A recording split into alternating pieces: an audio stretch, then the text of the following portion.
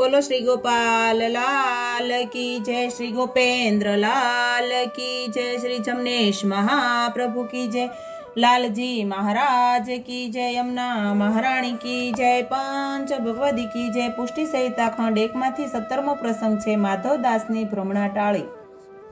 પોરમાં એટલે કે પોરબંદર એક ભણશાલી વૈષ્ણવ લીલાધરભાઈ શ્રી ગોપેન્દ્રજીનો સેવક રહે અને તેનો દીકરો માધવદાસને પોરમાં મહારાજ પધાર્યા ત્યારે લીલાધરે તેને શરણદાન મહારાજ પાસે અપાવ્યું અને સેવક કીધો હતો, પણ સત્સંગમાં તો કાચો હતો।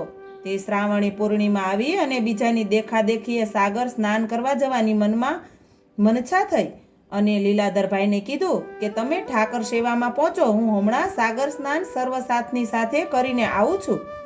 આજે તો શ્રાવણી પૂર્ણિમા છે તો બધાય નાવા જાય છે, તો હું પણ સાગર સ્નાનનું ફળ લઈ આવું। લીલાધરભાઈ તેની વાત સાંભળી અચરજ પામ્યા અને કહ્યું, માવ તારા મનમાં આજે આ ભાવ કેમ આવ્યો? આપણા ઠાકર તો પૂરણ બ્રહ્મ છે, તેની સેવા છોડીને તેનો આશરો મૂકી તું સાગર સ્નાનનું ફળ લેવા કેમ લલચાણો? તે તું ઠીક નથી કરતો। આપણું ઈ કરમ ધરમ નથી, બીજાની દેખાદેખ કરતા આપણું પણ જાય અને વિપત પડે, માટે હું તને રોકું છું કે ઈ તો આપણા કામનું કરમ નથી। तीर्थ स्नान तो प्रवाही के मर्यादा मार्गना जीव करे, पुष्टिना जीवने तो ठाकोरजीना शरणनी सेवामां सर्व तीर्थ समायेला छे अने आपणुं तीर्थ तो घरमां छे। एक चरणामृतनी कणका लईए तेमां सर्व तीर्थनुं फळ आवी जाय। माधवदास कहे, एमां वળી बीजुं शुं छे? ते न जवाय? सागर स्नान तो आजे सौ कोई करे छे, तो तेने शुं विपत पड़शे? लीलाधरभाई बोला, दीकरा सौना करम धर्म जुदा जुदा छे, तो ते माने एने ई फळ मळे। આપણે તો ઠાકોરજીની સેવા અને તેના દ્રઢ આશ્રમમાં બધાય ફળ આવી જાય। તું મહારાજનું શરણદાન પામ્યો છો, મહારાજનો આશરો મૂકીને બીજા કોઈ સાધન માર્ગના ફળની કામના ન કરાય। માધવદાસ બોલ્યો, પણ આજ તો મને ભાવ થયો છે, તો સર્વે જૂથ સાથે જઈ આવું, પછી તમારી વાત માન્યામાં લઈશ। આમ કહીને માવદાસ સાગર સ્નાન કરવા ગયો અને સાગરમાં સ્નાન કરવા લાગ્યો। તા મહાજુડે મગર તેનો પગ પકડ્યો અને ઘણું જોર કરીને ઊંડા જળમાં તાણી ગયો। માવદાસ મનમાં કાળનું બળ જોતા ઘણો વ્યાકુળ થવા લાગ્યો અને મનમાં થયું કે મારા ઠાકોરજીનો આશરો છોડીને આવ્યો તેનો અપરાધનું આ કારણ છે। એમ વિચારી મહારાજ શ્રી જમનેશનું સ્મરણ કરવા લાગ્યો અને મહારાજે તરત કૃપા કીધી અને જળમાં જઈને જૂડના મુખમાંથી ઉપર પોતાની મૂઠનો જબર પ્રહાર કીધો અને જૂડના મુખમાંથી માવદાસનો પગ છૂટી ગયો। મહારાજે પોતાના જનની સહાય કરીને તરત છોડાવ્યો અને પછી તે મહારાજનું સ્મરણ કરતા કરતા પોતાના ઘરે આવ્યો અને લીલાધરભાઈના ચરણમાં પડી ગયો, પણ લીલાધરે તેની સામું પણ ન જોયું। માધવદાસ પોતાના અપરાધની ક્ષમા માંગતા કરગરીને બોલ્યો, પિતાજી, મને કાળના મુખમાંથી મહારાજે છોડાવ્યો છે, મને મારા અપરાધનો દંડ મળી ગયો છે, મને સત્ય સમજાણું છે। આમ કહીને લીલાધરભાઈને માધવદાસે મહારાજના પરાક્રમ બળની વાત જણાવી। આ સાંભળી લીલાધરભાઈ ઘણું અચરજ પામ્યા અને માધવદાસને બેઠો કરીને ભેટી પડ્યા અને કહ્યું, માવ, મહારાજે તને પોતાનું કૃપાબળ દેખાડી તારું મન દ્રઢ કીધું, લે હવે ફરીને સ્નાન કરી લે।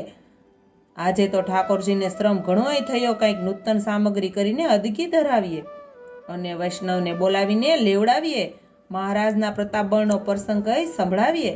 પછી લીલાધરભાઈએ ઠાકોરજીને અદકી સામગ્રી કરીને આરોગાવીને વૈષ્ણવને તેડાવ્યા અને મહારાજના પ્રતાપબળનો પ્રસંગ કીધો અને વૈષ્ણવને પ્રસાદ લેવડાવ્યો।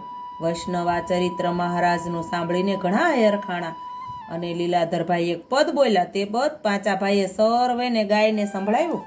ખ્યાલનું 8મું પદ છે, तीरथ कौन करे माई मेरे, तीरथ कौन करे, सुत श्री गोपाल परमयानंदी, निरखत ने न ठरे हो, निरखत ने न ठरे, 68 तीरथ ते ही चरणे, 68 तीरथ ते ही चरणे, 300 पद कलम ने रे, तीरथ कौन करे माई मेरे, तीरथ कौन करे।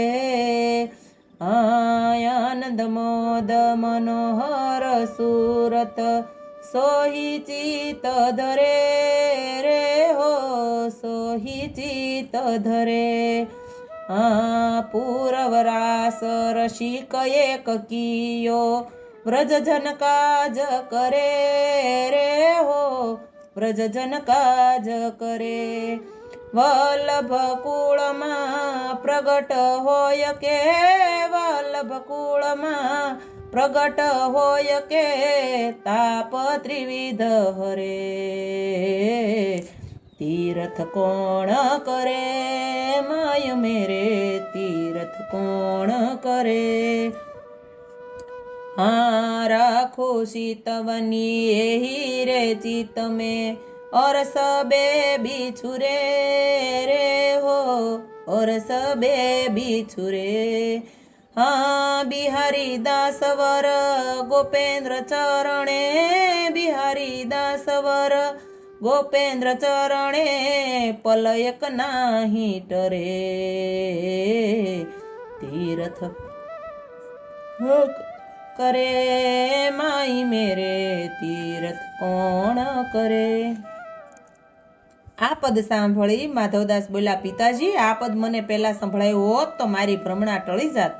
લીલાધરભાઈ બોલ્યા, માધવદાસ તારી ભ્રમણા મહારાજને ટાળવાની ઈચ્છા હતી તો મારી ટાળી કેમ ટળે? એ તો મહારાજ ટાળે તય જ ટળે।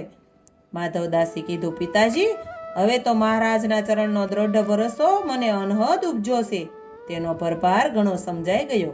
આવા ટેકના બાપ બેટો વૈષ્ણવ હતા, તેના ગુણ ચરિત્રનો કોઈ પાર ન પમાય। પ્રસંગ વાંચીને પાચા ભાઈએ વૈષ્ણવને ઘણી શીખની વાત કરી કે વૈષ્ણવો દેખાદેખી મહાબાધક છે, તમે કોઈની દેખાદેખી ન કરતા, પોતાના ઘર થોભીને બેસી રહેજો તો કોઈ વિપત નહીં આવે।